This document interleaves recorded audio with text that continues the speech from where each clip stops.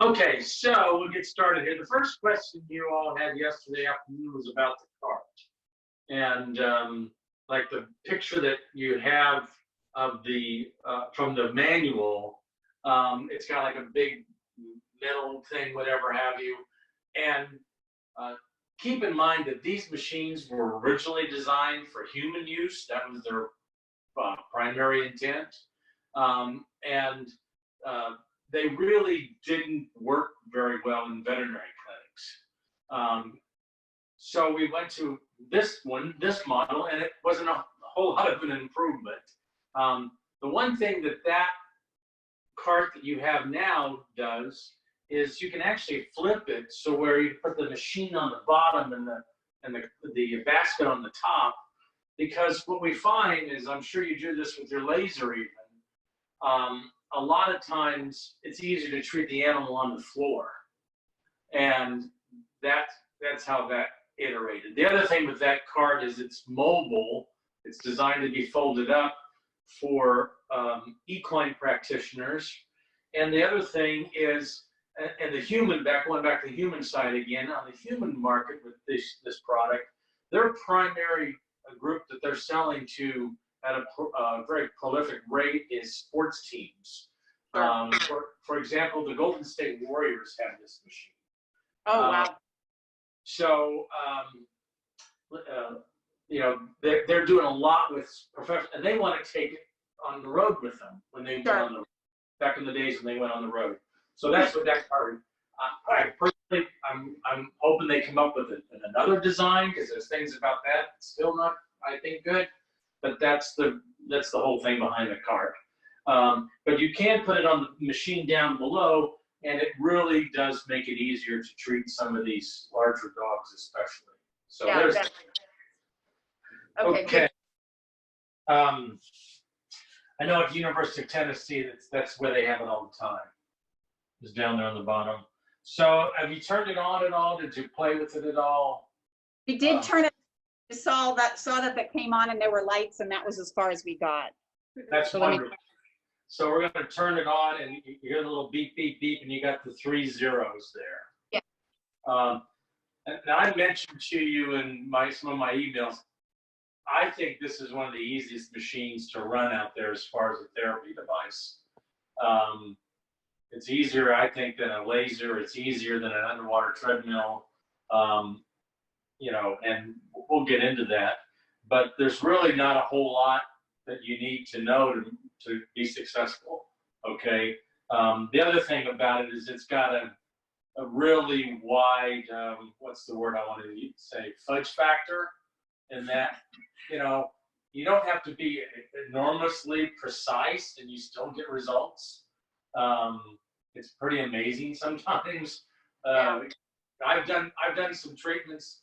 I did a treatment one time at a demo at a practice, and I had everything virtually wrong. I had the wrong depth setting, I had the wrong energy setting, and I treated this Labrador, and I talked to the veterinarian a couple of days later, and that dog had one of the most positive responses of any animal that we treated that day. So go figure. So you got 3 zeros here, and the first 0 is, it's the hertz. Hertz is pulses. How many pulses per second? And that goes from 0, which we obviously can't do, all the way up to 8. The theory, and I don't know why they would even have 1, 2, or 3, because that would just take forever. But a theory behind shockwave therapy is the mode of action is called mechanotransduction. With laser photobiomodulation. Here it's a mechanotransduction, and that we're using a mechanical impulse to stimulate the tissue and affect response. And so think of that shock wave as hitting that tissue like pounding on a drum, or like me hitting my fist there. So theoretically, the slower you do that, you get a little bit of a reverberation and so on and so forth. I don't know that it's, they truly determined this and studied it. That's the theory behind it. But then the practicality, so in saying that, you would want to do it as slow as possible. but it doesn't make sense practically, and also it doesn't make sense from a clinical effects point of view. I recommend that everybody use energy setting 6 for just about everything. It's still relatively slow. It's not as high as the 8 setting. You can do 1,000 shocks in just about 3 minutes and 12 seconds. So that's a good parameter to be able to think about. And it's comfortable. When you increase the number of shocks, it is a little more uncomfortable. And when you decrease it, it becomes a little more comfortable. So any questions on that? I just kind of want to clarify. No? Okay. All right. So the second 0 is the counter, and we'll come back to that. We're going to skip over that. And then we're going to go to probably the most important part of it, is the energy settings. And the energy settings, again, they go from 1 all the way up to 20. Do you have a black handled therapy source or a blue handled therapy source? It's black. Okay, good. It goes all the way up to 20, okay? And quite frankly, you're probably never going to go that high, but you have it, okay? For most dogs, rarely do we go any higher than about energy setting 10 or 12. And then the other factor on the energy setting is if you hold down the minus button, you will see that it goes to 0.0. And that's so that you can actually do a fraction of a setting. And you may actually have an animal sometime where you're going to need to do that, particularly a smaller dog or a cat, like a carcass or something, where you need to lower that energy setting. What I usually do and what I recommend, and let me just stop back up for just a second. I'm going to give you all these baseline things, and you're going to go and you're going to use this machine, and you're going to figure out what works best for you. And we've got probably well over 100 of these machines. I kind of lost count that are out there now. And if I go back and talk to 3 customers, so if I could talk to Debbie Gross, or I talk to Heather Owen, or I talk to Dr. Julia Tomlinson up in Minneapolis, they'll all have a little bit different way of doing a treatment, and they'll basically all be right. But I generally, on dogs, recommend starting them off at around energy setting 6, and then go up or down appropriately. Have you all actually tried using this on yourself yet? Not yet. Okay. I really, really recommend that you try this on yourself. It is the very best way to fully and completely understand how it really works, and the effects of what the animal's feeling as well, okay? And the other thing about this is you'll see that this actually helps you diagnose where you want to treat. When we're talking about treatment origin or insertion, that's a very common thing to treat with the Shockwave. We're not talking a great big area here. We're talking something a few millimeters. And one of the big advantages of the piezo wave technology over the other Shockwave that was out there is that our Shockwave is very finely focused, so that more of the energy is focused into the target tissue. And as you move around on the tissue, you'll hit a spot that it feels different. People describe it, and we can describe it, we've done it to ourselves. It feels like a dull toothache. It's not really pain, it's just uncomfortable. And the animal gives you that same response as well. And they'll shake their head or there'll be some fasciculation or something. There'll be some type of indication that you're on the area that needs to be treated. Does all this make sense? Yes. Yeah, that makes sense. Yeah. And I guess I'd also back up. Have you had a chance to talk to anybody else that has this machine? Yeah, so I've talked to Heather, I've talked to Julia, and I've talked to Kristen Hagler. Okay, yeah, okay. But yeah, Kristen's relatively new. Yeah. But Heather bought machine number 1. Okay. That's bad. Yeah, and And she's got more experience than anybody. Yeah. And Dr. Thompson, now those are people, they do their treatments. I can tell you they do them completely differently. Yep. But Dr. Tomlinson, she last time I talked to her, she had something like, she does before and after ultrasounds and all kinds of stuff. She's got enough data to write a really great paper if we can ever just pin her down to do it. Yeah, exactly. One of the things Heather said, Joe, is that on average, she starts at 750 pulses. Yeah, that's about right. What is the setting that gives us 750 pulses? On these 3 parameters that are here, what indicates 750 pulses? Well, you can do this where you get 500, but where you do a countdown, you push the F and the 0 at the same time. And I thought there was a way to increase it. I don't ever use that. Okay. And I'll tell you the reason why. I got 2 reasons. But the biggest reason is sometimes you get in there and you're working on an animal. It might take you 50 or 100 pulses to find that kind of sweet spot. Sure.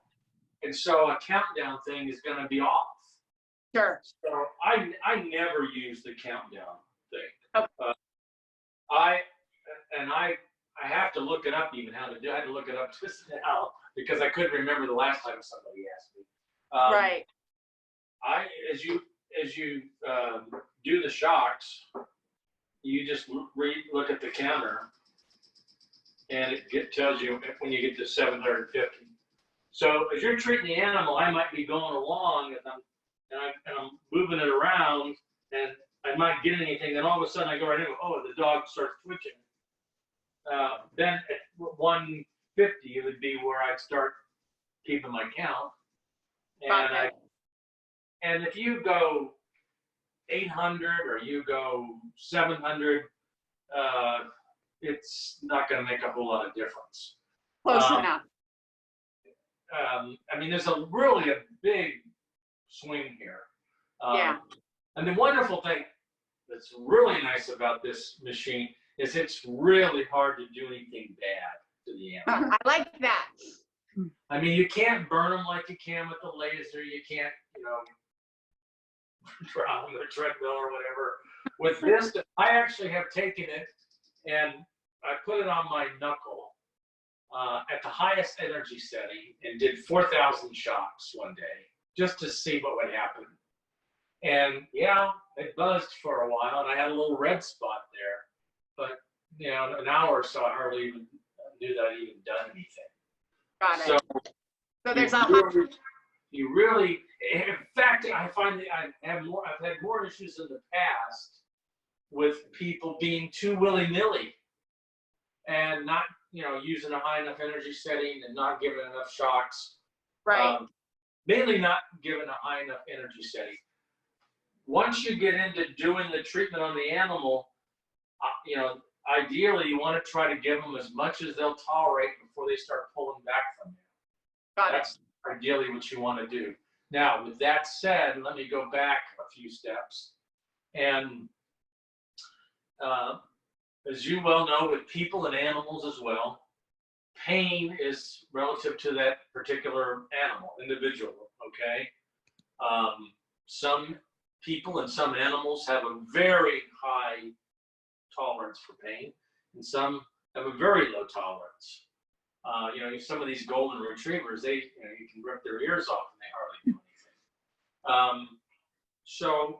And again, it's not really painful, it's more of a discomfort that they feel. And but there's a point where you're going to sit there and go, yeah, I don't think that's, they're going to pull away from you. And before we get a little farther on here, we're going to let you guys all feel this with your fingertip. Oh. And you'll get the whole idea of this pretty quickly. Got it. Okay. Okay. So, I send their guidelines, you may be treating an animal, and you'll be on a spot and you'll do 500 shocks, and then whatever reason you move up a little bit and you get another jerk out of them. Well, you may want to put another 500 in there. Because many times there's more than one area that you can't really determine, okay? The equine people really love that because they get sometimes on these horses and there's 4 or 5 different places that they want to treat. And with the old machine, they were always having to pay for the trodes, so they were not treating the stuff that they really needed to do sometimes. And that's the number one thing I hear from equine practitioners to switch over is, and the equine side, shockwave therapy has been big for 20 years. Yeah. It's far more popular than laser. But the most popular machine on them is the Versatron, and those machines, the trodes burn out. You have to keep buying new ones. And when I sell one of these machines to an equine practitioner that had that, they come back to me every single time saying, I think I'm getting better therapy because I'm treating the animal for what they need and not just what the counter says, because I don't want to lose money on the number of shots I give. Right. So there's that. So let's talk about the depth of penetration. Just need a tissue real quick here. Air conditioning's too low. Anyway, so let's talk about the pads. So you've got a tray there of pads. And this is probably, I don't know, maybe the trickiest part, I don't know.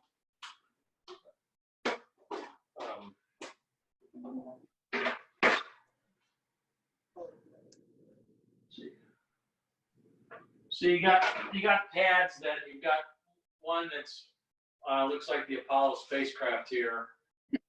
That's 0, and then they go in 5 millimeter increments up to 30.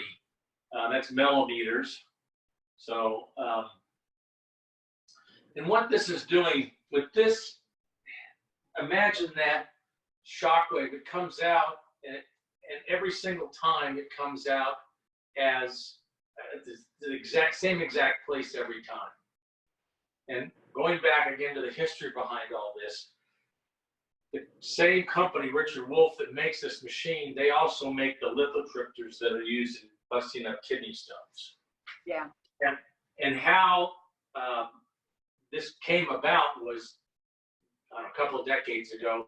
People would go in and have kidney stones blasted, and anecdotally they would report that their chronic hip pain or their chronic back pain felt better. And that led to further research that determined that you could take that same type of focused high energy shockwave and put it into bone tendons, ligaments, and affect a healing process. So that shockwave comes out 3 centimeters every single time. It actually looks like a cigar. I'll send it to you, or you can, I think it's on the website. And so we want to determine the depth of penetration. And that's where all that comparative vertebrate morphology that you learned in veterinary school comes in handy from the standpoint of determining how deep the tissue is that you want to treat.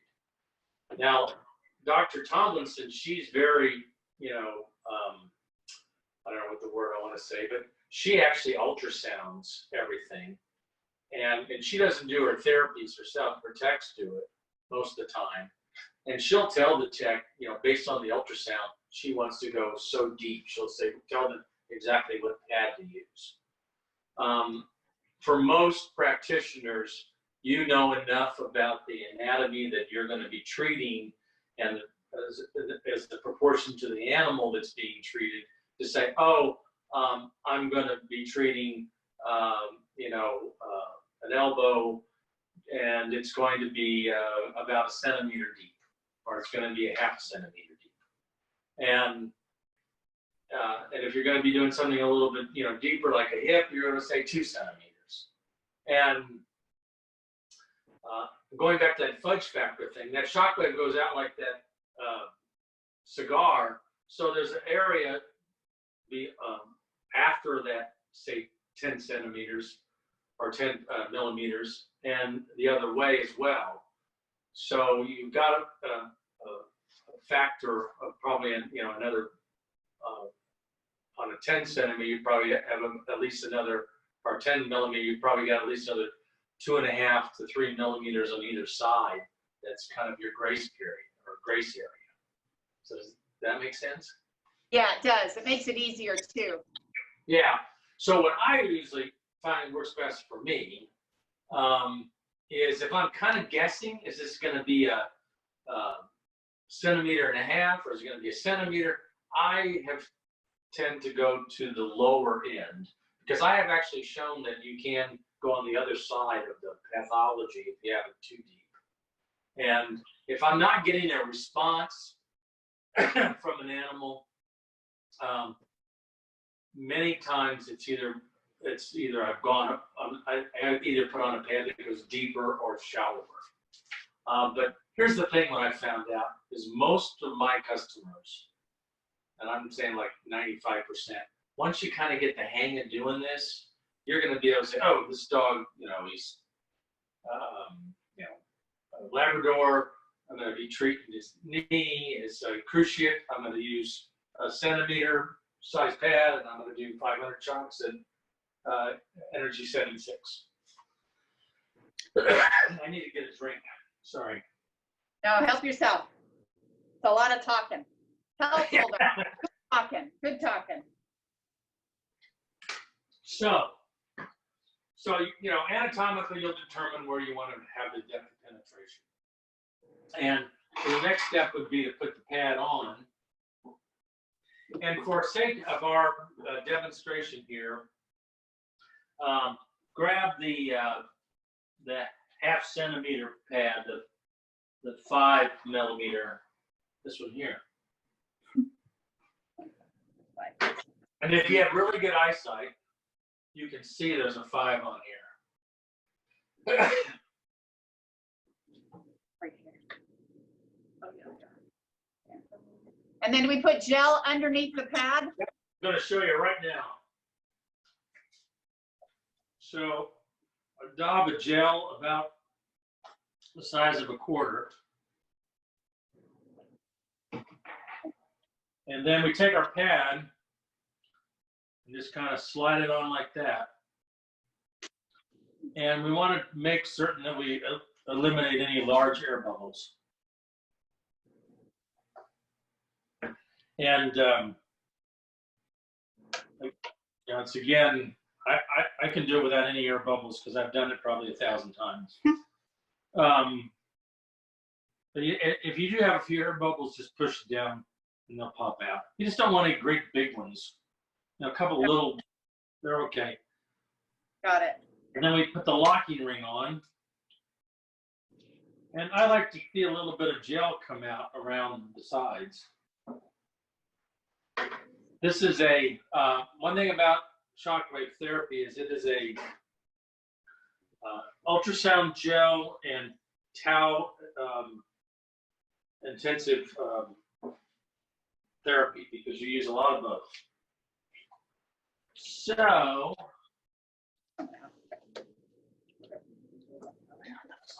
Or the basket. Hmm? You can put the paper towel on the floor of the basket. well, I might need it. No, the dirty one. Oh, I might use it again. Okay. So I'm gonna zero out here. Forgot how to do here. If you push the 0 and the minus, you get rid of the 0.0. The 0 and the minus, you get rid of the. 0.0. All right, 0.0. Yep. The other way to get rid of the 0.0 is you just turn the machine off. I like that. Turn it back on. That's kind of how I usually do it. Excuse me. So I'm going to set this for 6. And then for you guys,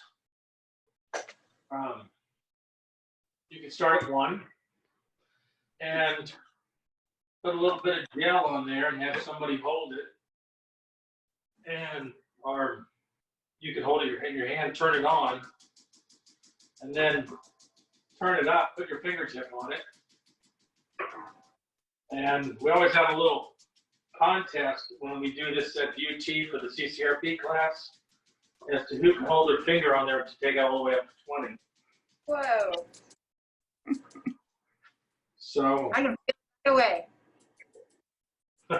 yeah, well, there's always somebody. There's always at least one person that can take it with their fingertip all the way to 20, every single time. So, but you can feel what that feels like. Feel it more? Yeah. Oh, ow. Oh, it's so weird. Okay, go back down. Now put your finger on it and we'll go up. So like the the other same brick with the towel. You get shocked. And we went to stop. So weird, huh? You're gonna do it? Yeah. Why do you do that?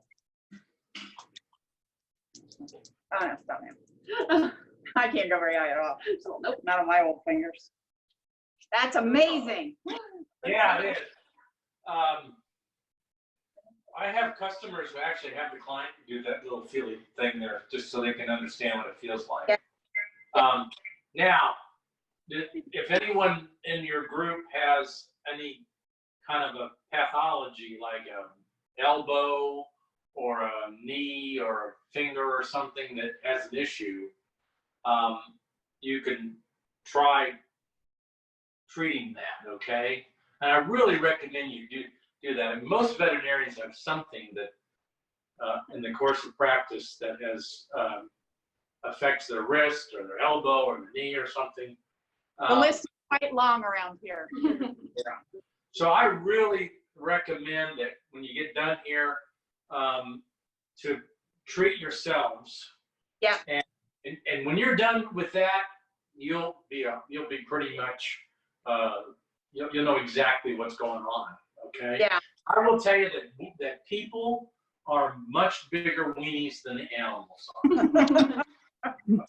I believe it. I mean, I have, there's no way I could take it more than about 6. And, I've had some dogs where we've had it up to 10, 12, and they just kind of look at you, Wow. And they're getting it because there'll be a little fasciculation or they'll kind of start drooling a little bit, but they're just kind of still,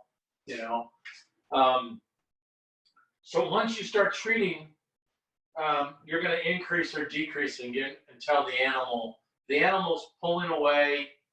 I make the claim that so far I haven't been bit, kicked, or punched in the face yet doing this.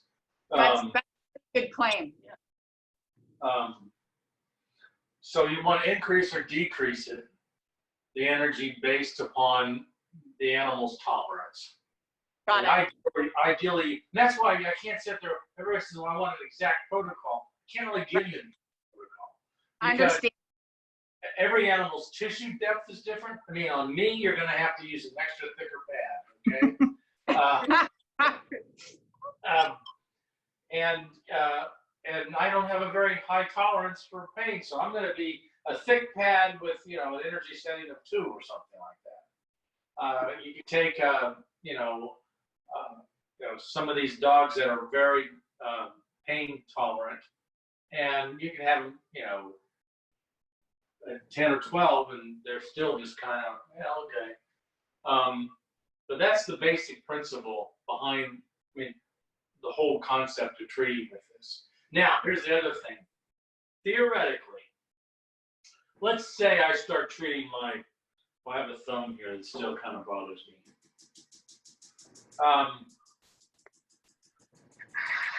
So I'm here at energy setting 3 on my thumb. As I treat the patient with the Shockwave and the tissue heals, I should be able to increase the energy setting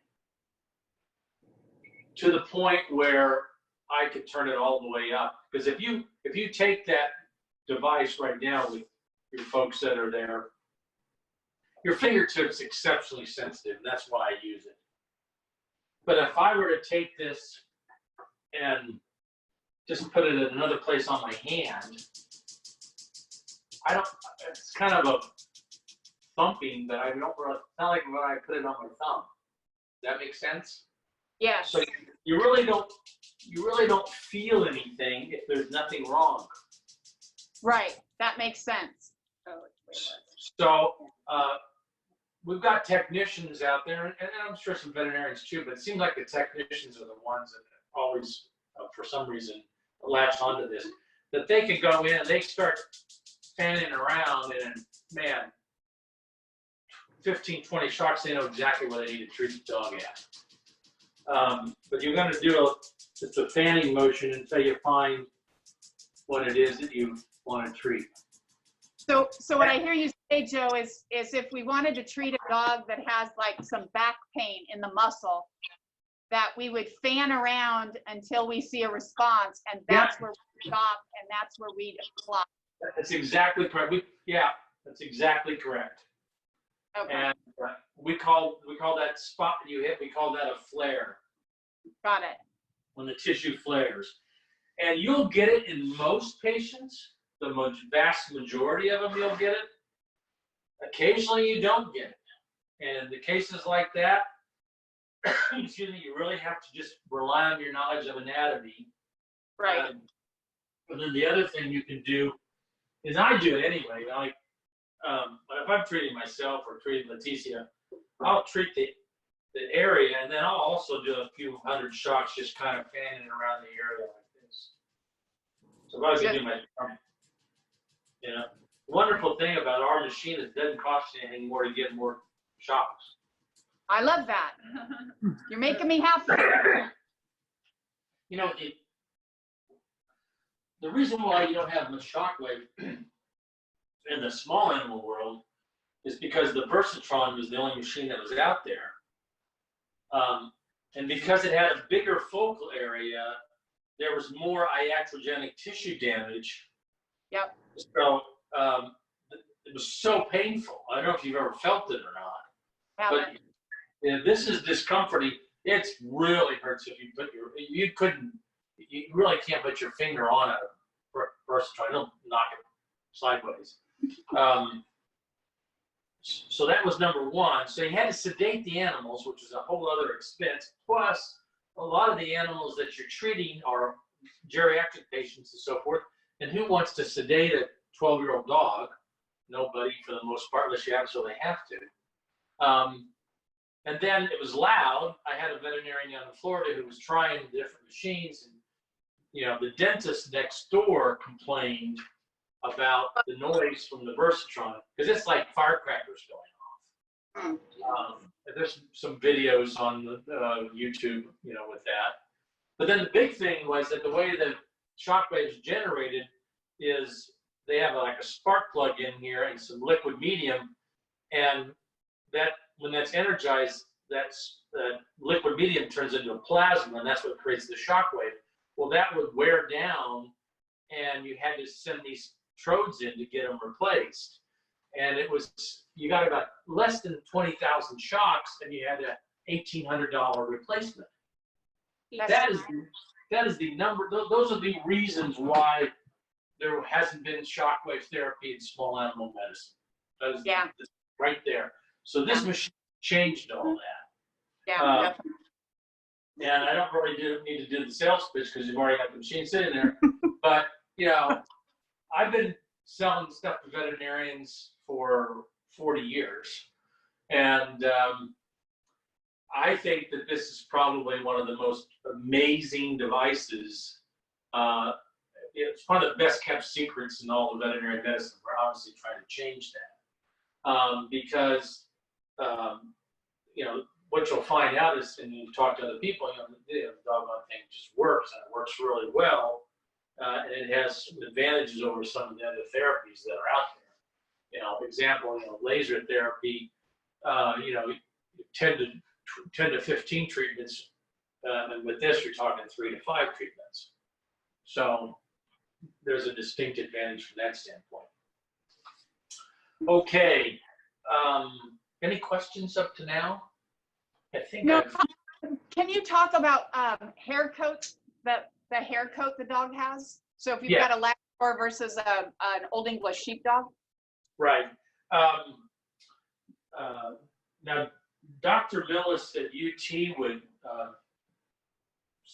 wash my mouth out with soap if I said that you didn't need to shave the animal. And the answer is you don't need to shave the animal. Ideally, yes. If you can shave an animal, that's great. But if you just take a little alcohol spray and just part the hair and then use an ample amount of gel, you don't need to shave. Sometimes you take something like an Old English Sheepdog or a Chow, you may need to at least clip a little bit of that hair in order to get down in there, because sometimes it's just impossible to get all the way down to the skin level. But to prove my point about it, as long as you use a sufficient amount of gel, going back to the fingertip thing, if I put a lot of gel on there like that, stick it up. I'm falling down. Let's do that. Anyway, and I take my finger again. I can feel through the gel. Right about there, I'm not even touching the pad, but I can feel the shockwave.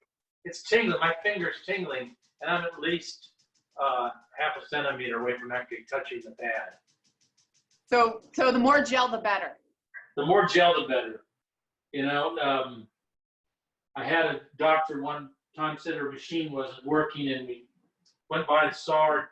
She was putting just a teeniest little bit of gel between her pad and her the therapy source, and there just wasn't conducting. And yeah, gel. I always say gel is cheaper than not getting a good treatment. Yeah, I like that. So, but as far as I say, the vast majority of people do not shave the animals. Okay. They really just wet the hair coat and use a lot of gel. You don't have to worry about whether there's alcohol or not. It doesn't make any difference. You're not gonna, if you don't want to use alcohol, then you're doing a laser. So. Right. Is there any maximum? So if we have a dog that has 2 bad knees and 2 bad elbows, is there any maximum amount of shocks or pulses that we can put into an average size 70-pound Labrador? No, there's not.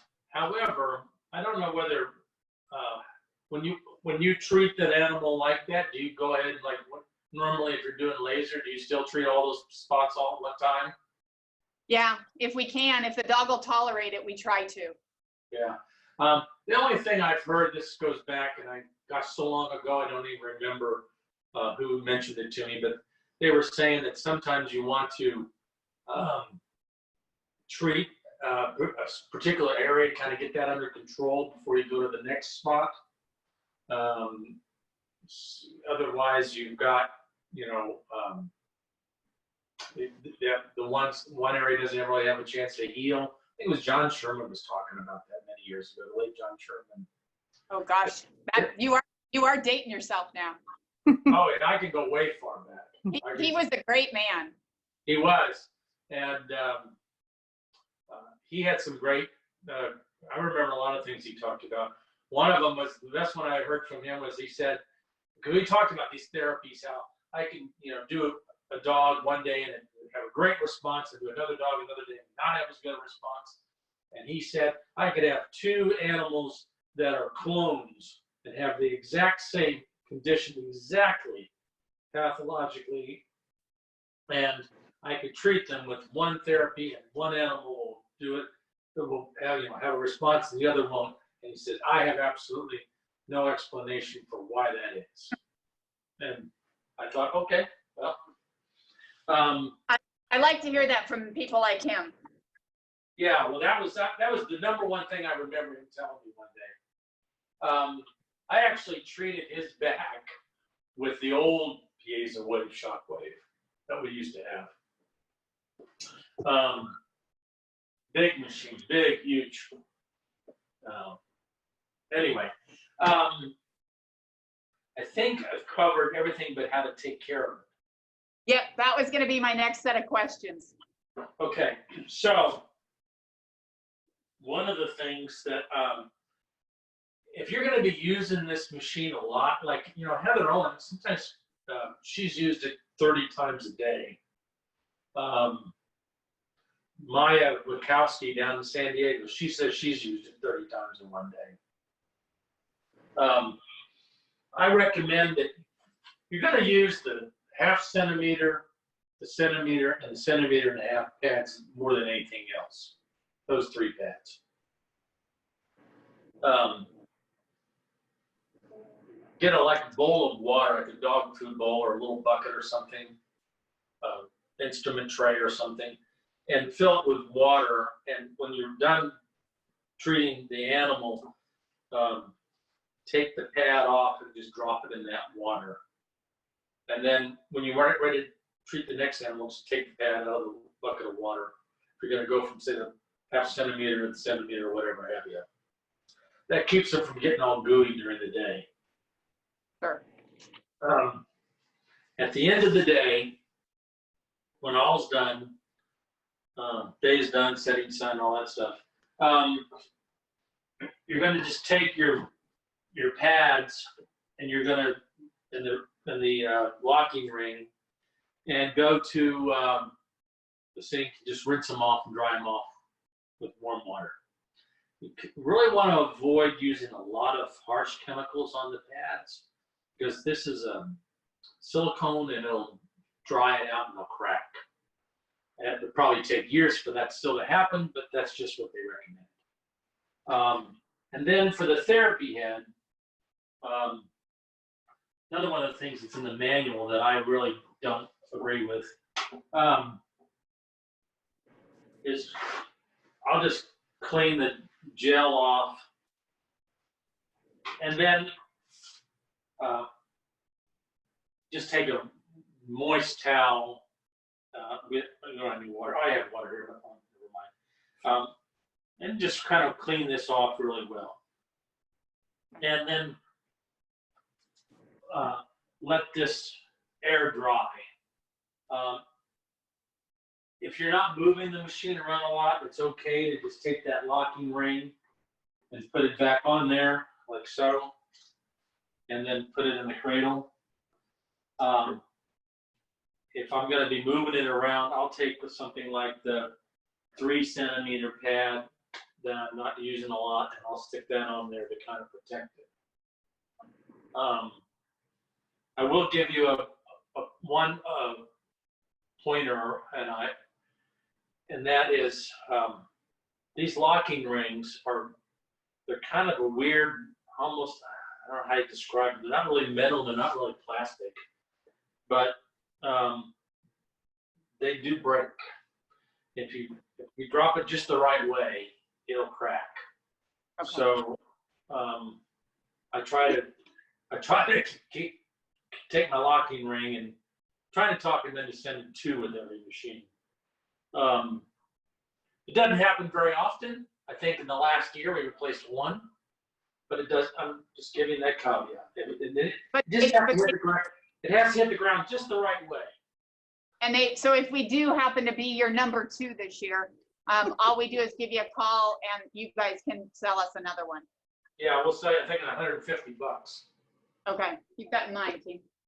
Yeah, and then the other thing that we hadn't really talked about is this part of the machine is extremely durable.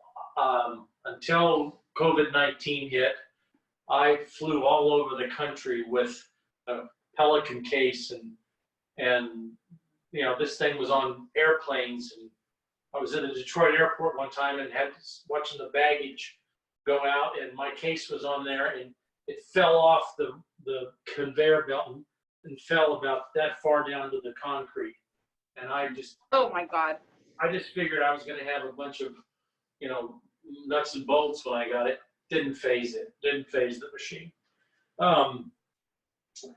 The therapy source, though, this is inside here. Is a mosaic of ceramic crystals, and that's what causes the shockwave. When they're energized, they expand and contract. And so if you do this, like that on some hard surface, you're liable to crack those crystals in there.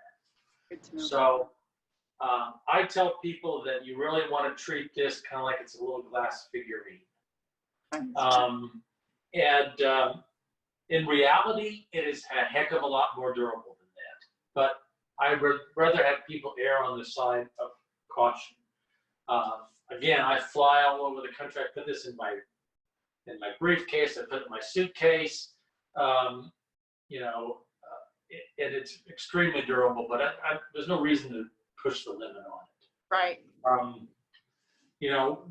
We have had to replace a couple of these. They both had over 25 million shocks on them.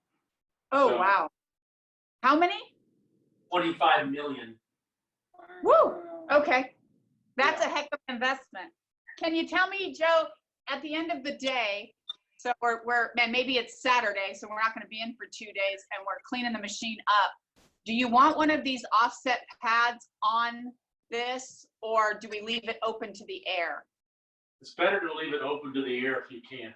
Here's the reason. It's not a big deal, but this is just a kind of a spray paint coating. And if that gel is on there for a long time, it affects that and it peels off. And it looks ugly. I mean, it really doesn't look good at all.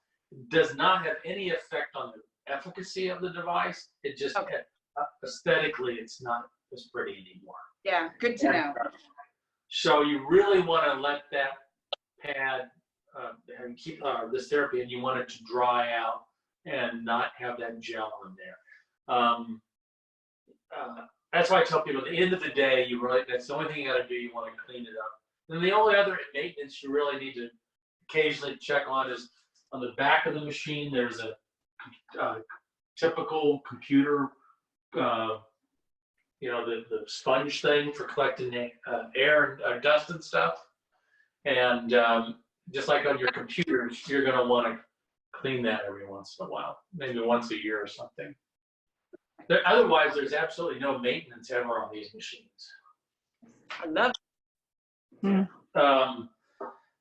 The one thing that, as a salesperson, that I love about this is I don't have a whole lot of repair issues.